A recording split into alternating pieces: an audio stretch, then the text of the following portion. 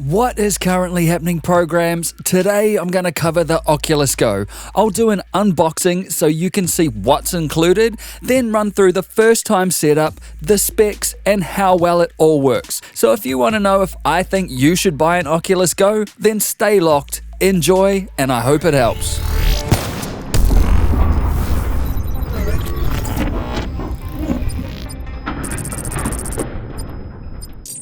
Should you buy an Oculus GO? If you want a full-on VR gaming headset, then no, you shouldn't. That's what PC VR is for. If, on the other hand, you want to watch movies, use social apps like AltSpace, or play basic point-and-click games like Catan, and you want a VR headset to do that, then yes, you definitely should. While the GO does have some drawbacks, it's the best consumer VR headset on the market for those tasks. And for under $200 for the base model, it's a deal. It's a steal.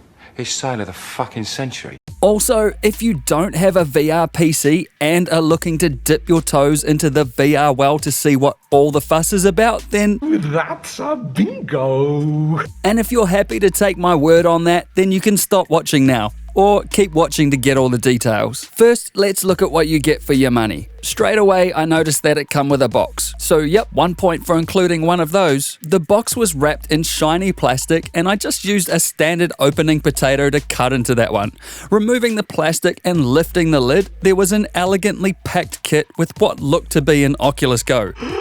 The matte plastic casing of the GO had an elegant feel of a more premium device worth more than its price tag, which was no doubt due to the Chinese tech giant Xiaomi making these headsets in partnership with Oculus. The front plate, which doubles as a heatsink, has great reflective properties, so people know on a sunny day that you're rocking quality. Not so quality is the stretchy ski goggle head strap with Velcro tabs. But on some level, the headset talked to me. Hi, I'm Oculus GO. Can we be friends? Can we be friends? Then came the moment I'd waited all day for, peeling off the front plastic. It was even designed so you could do it more than once, so I'd say that's a 9.2 out of 10.5 already. I counted 2 lenses, which, even though that's racist against Cyclops, they reflected brilliantly under standard household LED lighting, which was clearly another carefully considered design feature. The face padding was a nice soft spongy foam covered with slick material, and to my surprise the unit actually comes with a nose gap, which was just fantastic because to buy one of those separately is dollar intensive. On top of the unit, the volume up and down buttons and power button had a satisfying click when depressed, and these also doubled as menu navigation buttons in VR if the controller dies, which is great and certainly a step up from the Gear VR's phone buttons. Setting the headset aside, there was a message but it was in Chinese so I couldn't understand it. And flipping that over, the message on the other side was upside down, so it was basically unplayable. The controller has a trigger at the front, which also has a satisfying click to it. There is a lanyard hole on the bottom, and the back button is convex, while the home button is flat, so you can easily discern the two while in VR. Taking off the plastic also boosted the reflective properties of the controller. Quality. In the box was another box, which I couldn't get it open by hand, so I had to get at it with my opening potato. Inside was a spacer for glasses, which was offensive because I don't wear glasses, but what I do like is a good battery, a good AA battery with good reflective qualities. Inside the box that was inside the box was another box, which was meta as fuck, and in that meta box was a micro USB charging cable, some shit about instructions, and a porn cloth for, well, uncalled for, but whatever, though it did have good reflective properties. There was also a cord that turned a big hole into a little hole, which I could see being handy if you need a small hole for something. With all the contents unboxed, I popped the controller open easily and put the battery in. Then using my opening potato one more time, I cut the cardboard holding the micro USB cable together.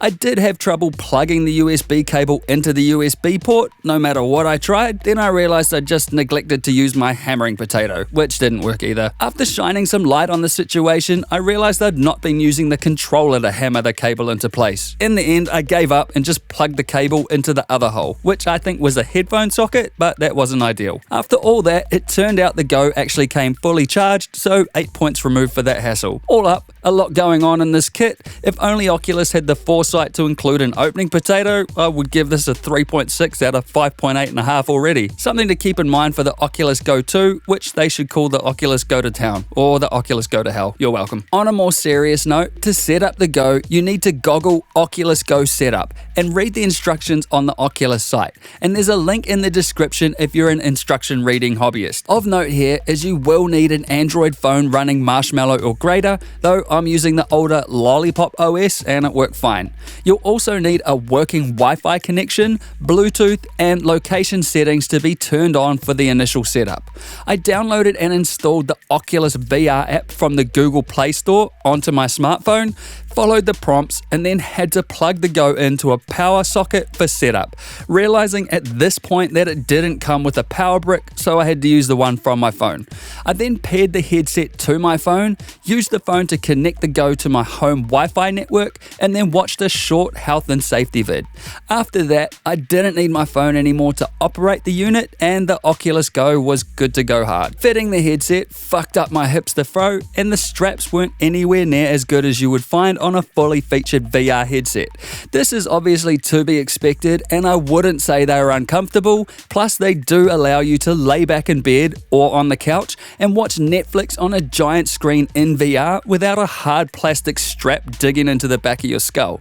The unit weighs about the same as a Rift at 468 grams, so much better than a front-heavy Gear VR, and given the unit isn't designed for fast-paced broom-scale gaming, the weight wasn't an issue, though you definitely can't snap your head in short, sharp movements due to the basic ski goggle type straps. Looking into this new frontier of higher res than usual VR, the first thing I thought was, oh, that's lovely. The fast switch 5.5 inch 2560 by 1440 WQHD LCD display in combination with the next gen Fresnel lenses gave a sharp, crisp, and noticeable upgrade in visual quality from a current gen Rift or Vive. God rays are pretty much gone, which if you've seen them before kind of look like this. Even small text was clearly legible, and the pixelated screen door effect mesh that covers everything on a Rift or Vive was so much finer I could only spot it if I was intentionally trying to zero in on it. The refresh rate of the panel switches between 60Hz and 72Hz depending on the application and how it's developed, and this decision is due to most movies being shot in either 30 frames per second, which is a multiple of 60Hz, or 24 frames per second, which is a multiple of 72Hz, meaning that interleaving frames is not required. And given that an older Qualcomm Snapdragon 821 processor backed by 3GB of RAM is powering the device to keep the cost down, the other benefit is that apps running at 60Hz are lighter on the processing side of things, and the device can operate longer and stay cooler under load. In use, apps running at 72Hz do look brighter and have a better contrast ratio though, due to the faster speed at which the pixels switch. Blacks aren't as black as you would see from an OLED screen like on a Vive or Rift, which is one of the lower cost trade-offs. But in saying that, blacks still look black, just not as black. To me, the Rift or Vive's OLED screens definitely have a softer look to them, while the GO's LCD screen seems a bit stark in comparison. But again, this isn't really a bad thing with the extra clarity you get. In comparison to the Gear VR, it's about the same, if not a little better. Missing on the headset though is an IPD, or interpupillary distance adjustment dial, which means that this is a one-size-fits-all unit for varying eye spacings. This is a shame because even though I had no issue, it has been said that people with larger than standard IPDs are pretty much wasting their time with an Oculus GO. And if you want to know how to easily calculate your IPD, then check the link in the description. The sweet spot on the lenses is rather generous, meaning it looks nice and clear over a wide range of positions, but only if you're looking directly ahead. If you move your eyes hard to the edges while keeping your headset still, you'll notice a rainbow yellow and blue color shift in those edges, which I'm assuming is due to the GO's fixed foveated rendering or a side effect of these new lenses. Again, not a deal breaker, as you'll only see this if you're looking in unnatural directions. There is room to fit your glasses in there with the spacer provided if the frames are less than 142mm wide and 50mm high. You can also get Oculus approved lens inserts from VirtuClear, which I'll link in the description, and Widmo VR lens inserts fit also if you own those already. Tracking wise, the headset tracked flawlessly and the controller tracked good enough, though they are both definitely limited to 3 DOF, aka 3 degrees of freedom tracking. On the headset, you can look left, right, up, down, and tip side, side, but you can't move front, back, up, down, or side, side. If you do that, you're likely to feel sick quite quickly, especially in smaller VR environments. You can actually see the controller in the headset, which is cool, though it is limited to left, right, up, down, and tilting movements, and it was situated quite close to me in VR, which made it feel more like a pointer than an actual VR controller.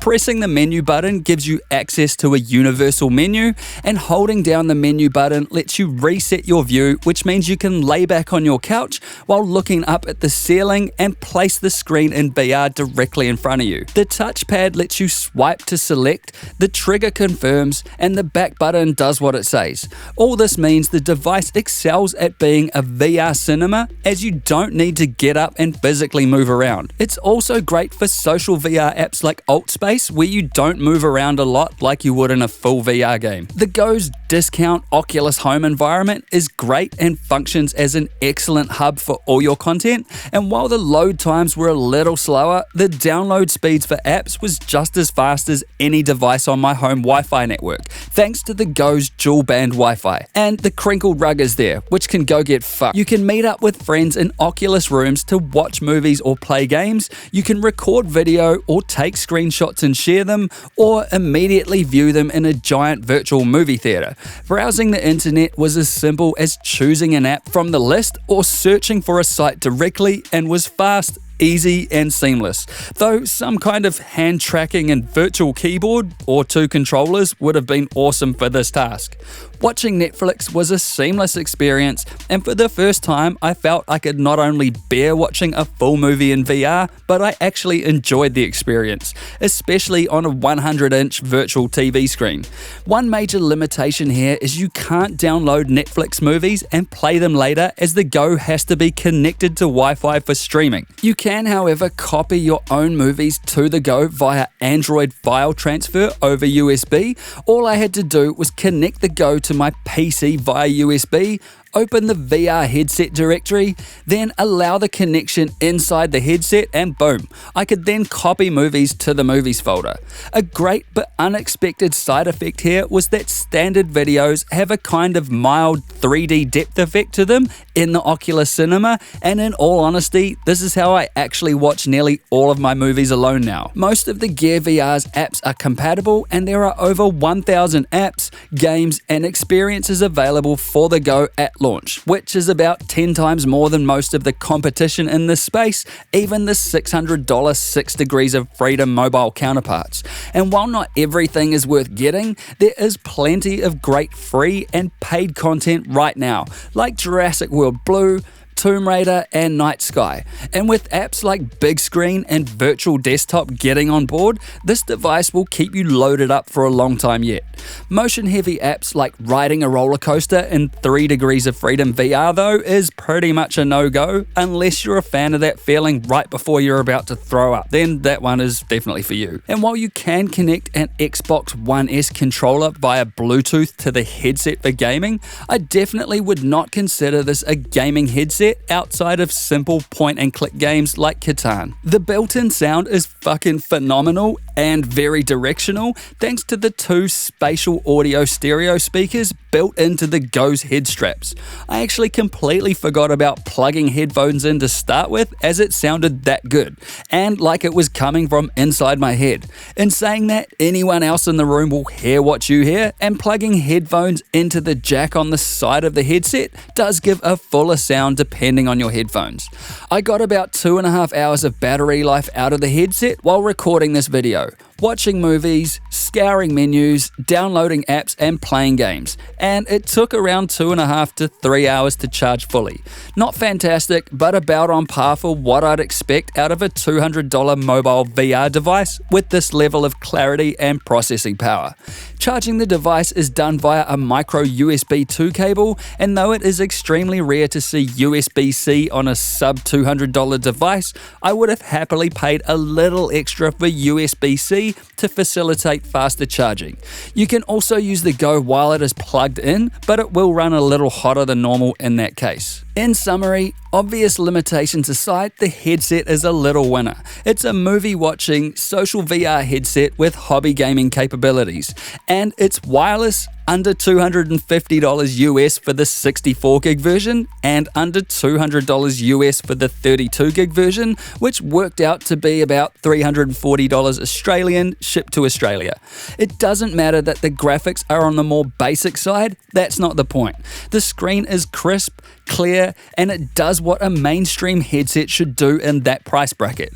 I do feel, however, that for this unit to be truly revolutionary, it needs hand tracking for social VR and 6 degrees of freedom tracking to mitigate the motion sickness that newcomers to VR will already get without being exposed to 3DoF tracking. Everything else could stay as it is to keep the price down, and it is a pity that this wasn't the first consumer VR headset to come out, as I think the division on whether VR will succeed or not would have been much smaller. The GO is a solid upgrade on the Gear VR and a solid upgrade on a Rift or Vive in terms of visual clarity, and with the headset being wireless, it was great to finally be in VR without a cable tapping against my back reminding me that I am wearing a VR headset. In saying that, if you want proper VR gaming, then PC VR is still where it's at. But if you want a VR headset to watch movies, VR experiences, social VR, or some light gaming, even if you own a Rift or Vive already, then the Oculus GO is absolutely worth picking up, in my opinion. And that's it for this review. If you want to support this channel, then grab some awesome rewards on Patreon, crush that like button, and hit the EXO logo to subscribe if you wanna. I'll see you in the next one. Peace!